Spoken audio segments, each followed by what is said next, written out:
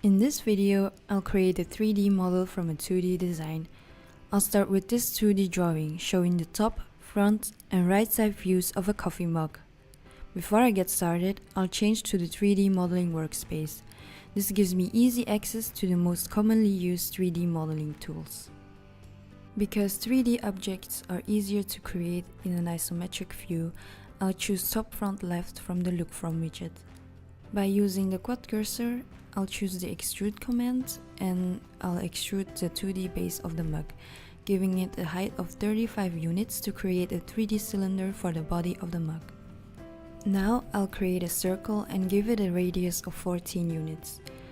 Next, I'll use the extrude command again to create the interior of the mug, giving it a depth of 32 units. To create the handle of the coffee mug, I'll use the align command. I'm going to copy and align the 2D handle to the 3D mug.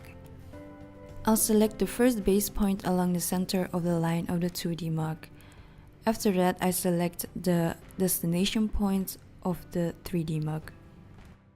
After pressing enter, I continue to select the second and third base point and destination point. To complete the handle, I'll use the sweep command to sweep the profile of the handle along the 2D path. First, I'm gonna select the shape of the handle. After pressing enter, I'm gonna select the 2D handle of the mug to complete the sweep command.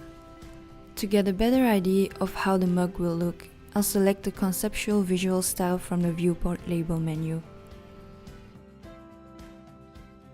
And this is how you create a 3D model from a 2D design. Thank you for watching.